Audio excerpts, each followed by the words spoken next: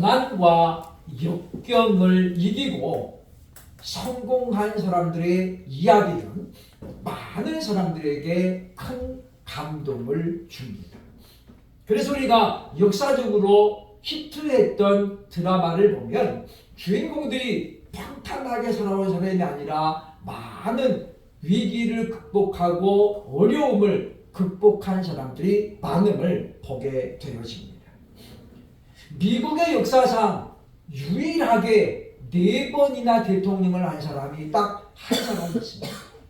그가 바로 미국의 32대 대통령, 바로 프랭클린 루즈벨트입니다. 이 사람은 굉장히 부유한 집안에서 태어났습니다. 그래서 뭐 하나 부족한 것 없이 살아왔고, 그래서 그는 일찌감치 정계에 진출했습니다. 39살 되던 해에 그의 집에 대저택이니까 수영장이 있었는데 날씨가 추운 날, 이 집사가 이제 이 물을 안 빼고 있는 상태에서 프랭클린이 그 수영장에 빠졌습니다. 그로 인해서 그는 바로 소아마비 장애자가 됐습니다. 자신 혼자서는 걸을 수 없는 휠체어를 의지해야만이 이동할 수 있는 그 루즈벨트는 하루아침에 모든 것이 무너졌다라고 생각했습니다. 그러나 그의 어머니 생각은 달랐습니다. 너는 이것이 마지막이 아니다. 그는 어머니의 기도를 붙들고 7년 동안, 장장 7년 동안 재활에 매달렸습니다. 그렇다고 해서 그가 완전히 두 다리로 보행이 가능한 것은 아니었습니다만은 7년이라는 기간 동안에 그는 다시 이제 정신을 회복하고 그리고 마음의 무장을 해서 7년 만에 정계로 돌아옵니다. 그리고 미국이 대경제공황으로 침체에 빠져 있었던 1932년 그는 32대 대통령에 당선이 되고, 우리가 아는 것처럼 뉴딜 정책이라는 일자리 창출 정책을 펼쳐가지고 미국의 경제를 살렸고, 그로 말미암아 장애인은 그를 미국 시민들은, 미국 국민들은 무려 4번 연속 대통령에 당선을 시켜 주었습니다. 1945년 우리가 해방이 되던 그해 루즈벨트는 총격을 받아 대통령의 직위를 갖고 있다가 사망했습니다. 그래서 오늘날도 미국인들이 가장 존경하는 인물을 꼽으면 항상 루즈벨트는 상위권에 자리하고 있는 것을 보게 되어집니다. 상황과 환경이 갑자기 나빠지면 많은 사람들은 거기에 적응하지를 못해서 애를 먹습니다. 특히 좋은 환경이 있다가 나빠지면 더욱더 적응하기가 힘들다라고 하는 거죠. 그러니 이 루즈벨트를 보면서는 참으로 그런 의견에 동감할 수밖에 없다라고 하는 것입니다. 오늘 본문에 등장하는 요셉은 여러분이 너무나도 잘 알고 있는 그런 사람이죠. 일개 노비에서 총리가 된 사람. 그래서 그 꿈을 잃지 않고 있다가 꿈을 성취한 사람. 오늘 우리는 이 요셉을 보면서 우리가 참으로 이 사람이 어떤 사람이었는가를 살펴보면서 은혜 받기를 원합니다. 특별히 오늘 자녀의 위치에 있는 사람은 오늘 말씀 드리면서 나도 이런 자녀가 되어야겠다라는 다짐을 하고 듣고, 부모의 위치에 있는 사람은 우리 집의 자녀가 이런 자녀가 되었으면 좋겠다라는 그런 간절함을 가지고 말씀을 듣는다면 서로에게 큰 은혜가 될 줄로 믿습니다. 그러면 과연 요셉은 어떤 자녀였을까요? 첫째로 오늘 본문 1절에 보면 그는 환경과 상황을 뛰어넘는 사람이었다라고 말씀해주고 있습니다.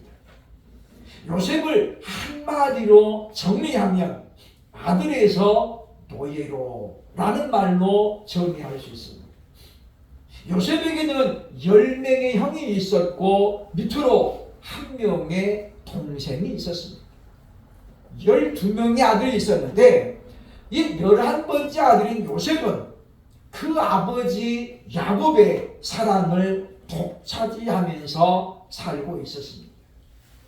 그러다 보니까 10명의 형들로부터 시기와 질투와 미움의 대상이 될 수밖에 없었다는 거죠. 왜 아버지는 요셉만 감싸고 둡니까? 그런 그는 바로 형들의 미움을 받아가지고 하루아침에 노비로 팔려가게 됩니다. 1절에 보면 요셉이 이끌려 애굽에 들어가매 바로의 신하 친위 대장 애굽 사람 보디발이 그를 그리로 데려간 이스마엘 사람의 손에서 요셉을 살리라. 그러니까 17살 자정에 아버지로부터 형들이 일을 잘하고 있는지 가서 살펴보라고 하는 특별한 임무를 띠고 요셉은 형들을 찾아 나섰습니다. 멀리서 보니까 그 요셉이 오는 거예요. 형들이 그 순간에 작당 모의를 합니다. 저 아이가 꿈을 꾸었는데 어찌 되나 한번 보자. 그래가지고 바로 이스마엘 사람들에게 상인들에게 요셉을 팔아버립니다. 그 돈이 은 20개였죠. 당시 가장 힘을 잘 쓰는 건강한 노예의 몸값이 은 30개입니다. 그러니까 이 요셉은 아직은 미성년자잖아요. 그래서 은 20개에 팔렸는데 그 이스마엘 사람들이 애굽에 가가지고 누구에게 요셉을 팔았냐면 바로 친위 대장 보디발에게 팝니다. 지금으로 말하면 대통령 경호실장에 해당되는 상당히 고위직의 사람이죠. 우리 청와대에서 청소만 해도 보통 끝발이 아닌데 경호실장이니까 얼마나 직위가 높았겠습니까? 당연히 이스마엘 사람들은 요셉을 은 20개 주고 사가지고 보디발에게는 그보다 훨씬 더 많은 금액을 받았겠죠. 우리는 오늘 본문에 보면 이 요셉이와 같이 아버지의 사랑을 독차지하는 아들에서 하루아침에 노비로 전락하는 그 장면을 보게 되어집니다. 그런데 이 요셉은 보디발의 집에 팔려가서도 결단코 좌절하지 않았습니다. 신세타령하지 아니하고 낙심하지 않았습니다. 이제 나는 완전히 끝났다라고 그는 슬퍼하지도 않았습니다.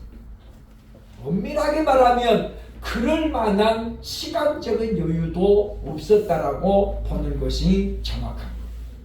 어떤 주인이 노비가 그런 신세타령하고 있을 시간을 주겠습니까? 어림도 없는 일이죠. 요셉은 마치 자신에게 그런 환경이 올 줄을 알았다는 듯이 전혀 동요하지 아니하고 주어진 일에 최선을 다하기 시작합니다.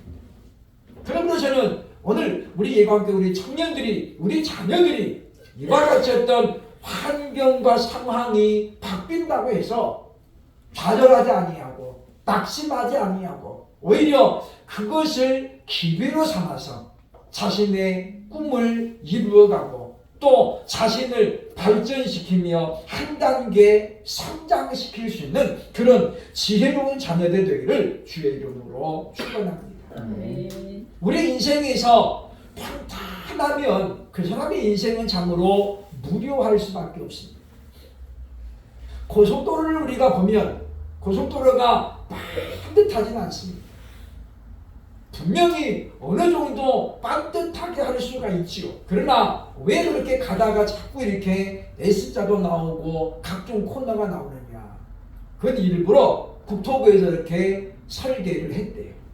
왜냐? 두 가지로 합니다. 하나는 지나친 과속을 방지하기 위해서. 독일에 무제한 고속도로가 있습니다. 아우토반이죠. 거기는 그야말로 일직선으로만 쫙 되어 있대요. 저도 안 가봤습니다만은. 그러니까 거기는 사람들이 뭐예요? 그냥 밟을 수 있는 거예요. 그러나 그 구간이 장기간은 아닙니다.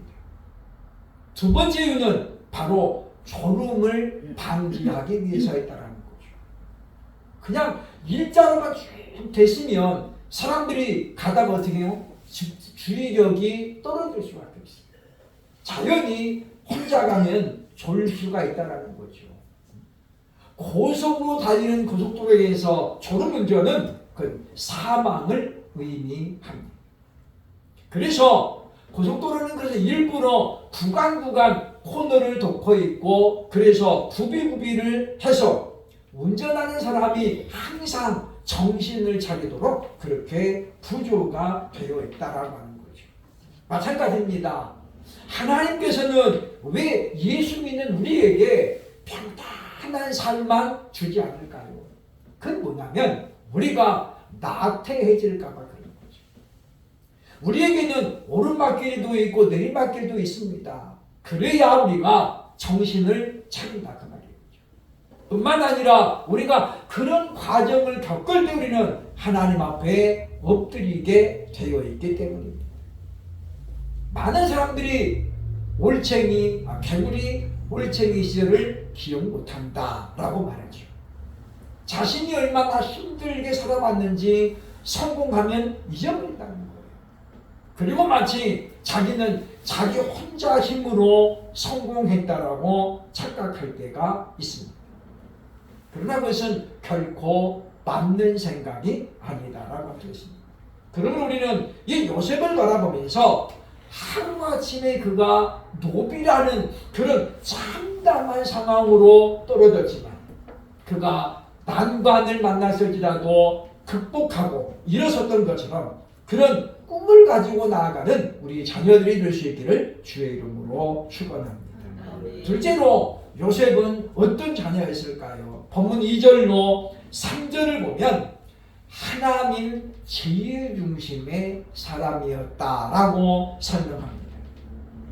2절로 3절 보면 여호와께서 요셉과 함께 하심으로 그가 형통한 자가 되어 그의 주인 애굽 사람의 집에 있으니. 3절 보면 역시 마찬가지가 있는데 그의 주인이 여호와께서 그와 함께 하심을 보며 또 여호와께서 그의 범사에 형통하게 하심을 보았더라. 여기 지금 보디발이 보고 보았더라 두 번 나와요. 보디발은 하나님을 믿는 사람이 아닙니다. 여호와 하나님의 존재에 대해서도 전혀 아는 것이 없는 사람이에요. 그런데 그런 보디발의 눈에 하나님이 요셉과 함께 하고 있는 것이 보였고, 또 하나는 그가 범사에 형통하게 하시는 것을 보았더라라고 말하고 있잖아요. 그러면 그때 하나님이 보디발에게 갑자기 영안을 열어주셔서 보디발이 봤다는 이야기입니까? 그건 아닙니다.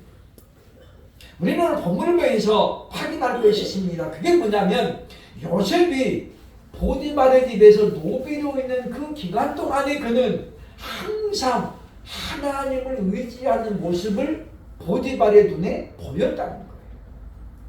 보여주는 신앙이 아니라 요셉은 늘 하나님 앞에 기도하며 하나님을 의지하는 하나님 제일 중심의 삶을 살았기 때문에 그걸 보면서 여러 명의 노비들 가운데, 왜냐하면 이 경호대장쯤 되면 종이 하나겠습니까?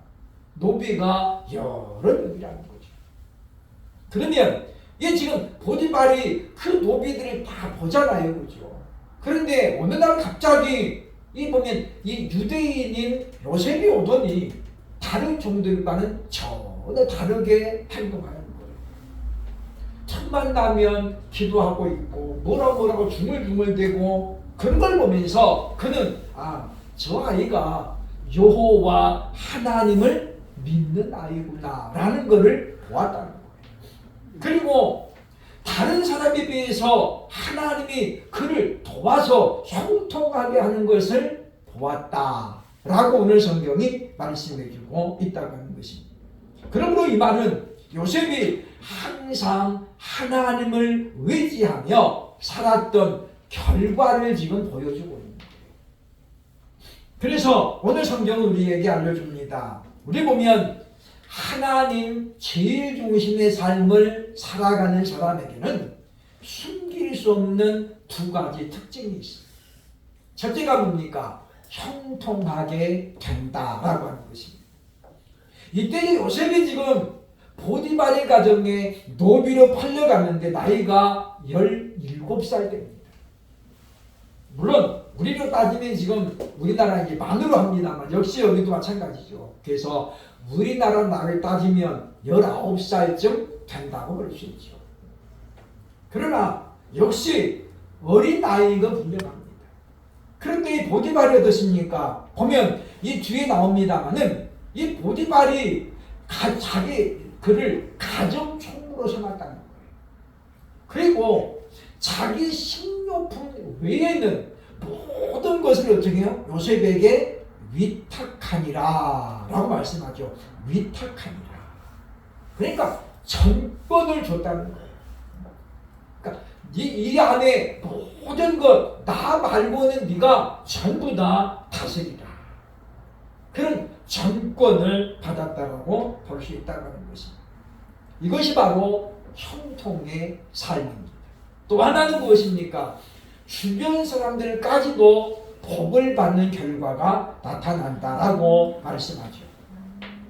오늘 성경에 보면 5절에 보면 말하고 있습니다. 보면 이 요셉 때문에 하나님이 보디발의 집에 복을 주셨다는 거예요. 5절 봅니다. 그가 요셉에게 자기의 집과 그의 모든 소유물을 주관하게 한 때부터 여호와께서 요셉을 위하여 그 애굽 사람의 집에 복을 내리심으로 여호와의 복이 그의 집과 밭에 있는 모든 소유에 미친지라. 오늘 본문에 요셉을 위하여라는 말이에요.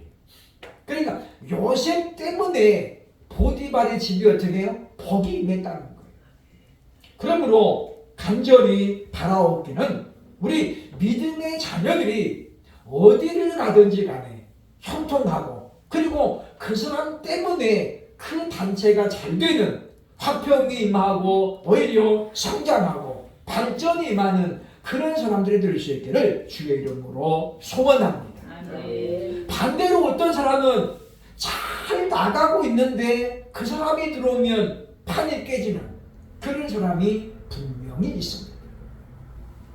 제가 언젠가 그야겠습니다마는 우리가 사업이라는 것도 아무나 하는 것이 아닌데 직원을 잘 뽑는 것도 굉장히 중요합니다. 인천 교대 입구에 분식점이 하나 있습니다. 지금 몇 번 주기 잊어버렸습니다만 딱 나가면 바로 그 집이에요. 분식집. 그래서 권리금만 해서도 당시 1억이 넘었어요. 1억이 넘었는데 모 교회 집사님이 이제 총동원해가지고 그 식당을 임대했습니다. 장사가 잘 되는 거예요. 왜? 교대역이잖아요. 젊은이들이 많이 보이는 것인데 근데 어느 날부터인가 파리가 나기 시작합니다.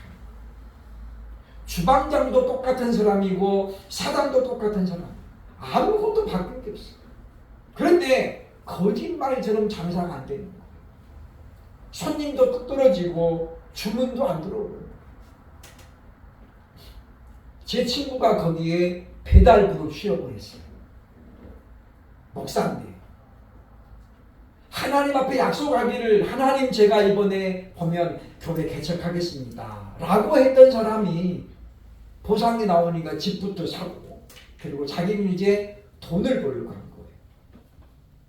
하나님께서 요나 때문에 큰 풍랑을 일으켜가지고 그 상인들이 어떻게 해요? 지금 장사하려고 갔던 물건들을 전부 다 배에 던졌습니다. 왜? 그 사람 살려보려고. 그럼에도 불구하고 풍랑은 멈출 줄을 모릅니다. 도대체 이 일이 누구 때문인가 알아보자 했더니 요나 때문이에요. 요나가 지금 하나님께서 니느웨로 가라는 명령을 받았는데 다시스로 도망을 가는 거잖아요.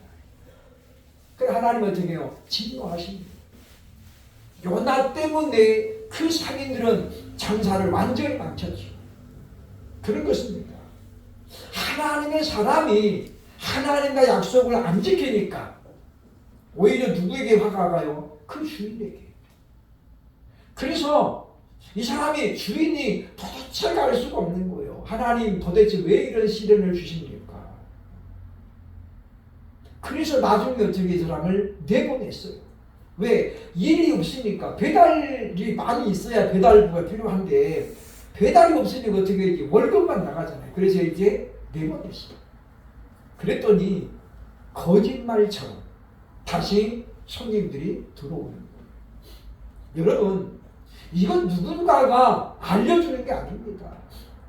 저도 목사지만은 유동열 목사 명찰 안 다른 거 아니잖아요. 사람들이 물론 알아보는 사람도 있지만 나가면 대부분이 제가 누군지 모릅니다. 아무리 인자하게 생겼고 덕스럽게 생겼다고 하더라도 잘 몰라요. 그렇죠? 우리 교수님이었던 서문강 교수는 제가 이야기했잖아요. 귀가 완전히 부처님 귀를 닮아가지고 전철 탔더니 어떤 스님이 와가지고 합장을 딱 하면서 시주님은 어디 절에 다니십니까? 그러더라는 거예요. 그래서 기분이 되게 나빠가지고 나 목사요! 그랬다가 이제 어쨌든 그 직원이 목사인 거를 누가 알았겠어요? 사당도 몰랐어요. 사당이 집사인데 알았으면 그 직원으로 쓰겠습니까? 제가 우리 시집살이한테 나 배달 좀 시켜주세요. 쓰겠어요? 안 쓰죠, 그죠? 월급을 얼마나 줄 것이며 이 고민이 되잖아요. 그러니까 전혀 몰라요. 그런데 오늘 본문의 요셉은 요셉 때문에 하나님은 어떻게 보디발의 집에 복을 주셨다는 거예요. 그러므로 우리 자녀들이 이와 같이 요셉처럼 하나님 제일 중심의 신앙을 소유함으로 그래서 어디를 가든지 간에 환영받는 사람. 저 사람이 오면서부터 우리가 잘 됐다. 가정에도 사람이 얼마나 중요합니까? 사람들이 모이는 곳은 이와 같이 한 사람의 역할이 중요합니다. 한 사람이 아무것도 아닌 것 같아도 그 한 사람이 나라를 바꿀 수 있습니다. 한 사람 때문에 나라가 망하기도 하고 한 사람 때문에 나라가 흥하기도 하기 때문입니다. 두 번째, 세 번째, 이 요셉은 과연 어떤 사람이었습니까? 본문 1절, 6절을 종합해보면 꿈을 잃지 않는 사람이었다라고 하는 것입니다. 요셉에게는 꿈이 있었습니다. 그것은 하나님께서 요셉에게 두 번에 걸쳐서 보여주신 꿈이었습니다. 오늘 3절에 우리가 보았습니다마는 여호와께서 그와 함께 하심을 보며 여호와께서 그의 범사에 형통하게 하심을 보았더라 라고 말씀하고 있는데 이게 말은 뭐냐면 하나님께서 지금 요셉에게 주어진 꿈을 이루어가고 있는 과정임을 우리에게 소개하고 있는 거예요. 하나님께서 어느 날 갑자기 지하에서 갑자기 꼭대기에 올리지는 않습니다. 하나님도 단계를 밟아가는 거예요. 그러니까 먼저 보십니까? 보면 보디발의 가정에서 인정을 받게 하는 거잖아요. 그래서 나중에 이제 총리가 되었을 때도 이 보디발의 집에서 가정총무를 맡아봤잖아요. 그러니까 경호실장급에 해당되는 그 집 살림을 요셉이 지금 다 살아낸 거잖아요. 그 기간이 얼마 있는지는 정확하게 나타나지 않습니다만은 나중에 요셉이 총리가 되었을 때 나이가 30세입니다. 그러니까 빼보면 어떻게 해요? 요셉이 보디발의 가정에서 보낸 시간이 총 13년. 13년 동안의 그 경험은 바로 총리가 되었을 때도 그 일을 넉넉히 넉넉하게 할 수 있는 하나의 바탕이 되었다라는 거죠. 그래서 옛말에 경험은 돈 주고도 못 산다라는 말이 있습니다. 근데 문제는 우리가 그런 경험을 얼마나 내가 소중하게 여기고 내 발전을 위해서, 꿈을 위해서 사용하는가, 아니면 왜 나는 이렇게 복이 없어서 이 모양인가, 그렇게 투덜거리면 그것은 경험이 아니게 된다는 것입니다. 창세기 37장 9절에 보면 요셉이 다시 꿈을 꾸고 그의 형들에게 말하여 이르되 내가 또 꿈을 꾼즉 해와 달과 11별이 내게 절하더이다 하노라. 그러니까 보면 해와 달과 11개의 별은 부모와 그리고 형제를 말하는 거죠. 그들이 내게 절하더이다 라는 말인데, 결국 이것은 나중에 그가 총리가 된 다음에 그 꿈대로 이루어졌습니다. 우리는 이와 같은 말씀을 보면서 요셉은 오늘 본문에 보면 그가 꿈에 대해서는 한마디 언급이 없습니다만은 그가 그런 환경에서도 낙심하지 않았던 이유는 뭐냐? 그 마음에 하나님의 주신 꿈이 있었기 때문이다. 어떤 사람은 감사할 수 있는 상황이 됐음에도 불구하고 감사하지 못하는 사람이 있고, 또 어떤 사람들은 감사할 것이 하나도 없는데도 불구하고 감사하는 사람이 분명히 있습니다. 어떤 차이입니까?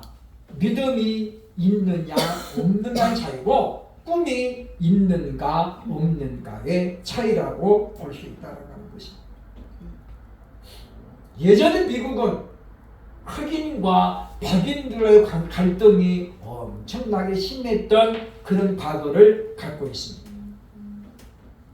버스를 타면 흑인들은 전부 다 뒤로 가야 했습니다.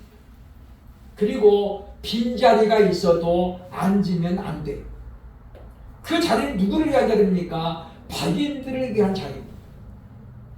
식당에도 흑인들은 들어갈 수 없는, 아예 이렇게 간판에 써있대죠. 흑인과 개는 출입 금지. 그러니까 흑인은 뭘로 본 거예요? 개하고 똑같이 본 거예요. 흑인과 개는 출입 금지. 예배당도 당연히 예배당 입구에 흑인들은 출입을 금합니다. 그때에 한 사건이 발생합니다. 한 흑인 여자분이 버스를 탔는데 자리가 비어있는 거예요. 거기에 앉았다가 그 다음에 백인들에게 집중 구타를 했습니다. 그 자리는 백인 자리인데, 그 사건은 마틴 루터 킹 목사의 마음을 완전 움직입니다. 그래서 마틴 루터 킹은 그때부터 이제 흑인 인권을 위해서 나섭니다. 그가 했던 유명한 말, 나에겐 꿈이 있습니다. 어떤 꿈입니까? 흑인과 백인이 함께 예배드리는 꿈. 백인들이 먹는 식당에 흑인들도 함께 가서 밥을 먹을 수 있는 꿈. 버스를 타도 흑인도 좌석에 앉을 수 있는 꿈. 그는 그 꿈을 설파하다가 결국 괴한의 청에 맞아 운명을 달리했습니다. 그러나 이 마틴 루터 킹 목사가 남긴 저 말은 미국 사람 마음을 움직였습니다. 백인들이 문을 열었습니다. 흑인들 예배하고 와도 좋습니다. 백인들만 가는 예배당에 흑인들이 갈 수 있었고, 백인들만 가는 식당에 흑인들이 갈 수 있었습니다. 꿈은 이루어집니다. 문제는 우리가 얼마나 확신을 가지고 하나님 앞에 매달리는가에 달려 있습니다. 사람에게는 의지가 있습니다.